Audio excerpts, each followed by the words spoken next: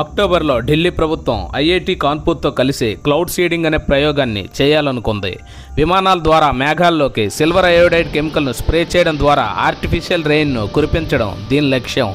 వాతావరణం అనుకూలించక వాయిదా అయితే వేసింది. ఢిల్లీలో అసలు నేచురల్గా వర్షం పడకపోవడానికి కారణం ఏంటి? ఢిల్లీలో ఆకాశం వైపు చూసినప్పుడు మనకు మేఘాలు కనిపిస్తాయి. ఇప్పుడే వర్షం పడుతుంది అనిపిస్తుంది, కానీ పడదు.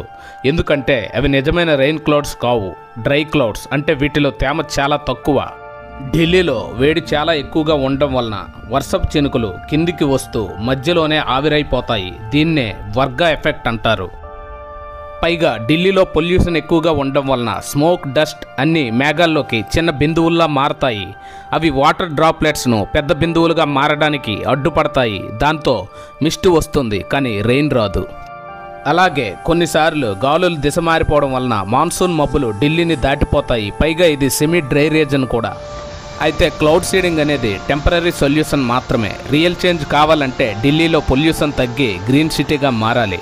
ఫ్యూచర్లో సైంటిస్టులు కొత్త మెథడ్స్పై పనిచేస్తున్నారు. Example ionised towers. వాటి ద్వారా గాలిలోని తేమను ఆకర్షించి మేఘాలను థిక్గా చేయవచ్చు.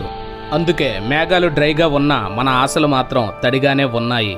ఇది మన తెలుగు ఫ్యాక్టానిక్ ఛానల్. చిన్న ఫ్యాక్ట్స్, పెద్ద నిజాలు. సబ్స్క్రైబ్ చేయొచ్చు కదా.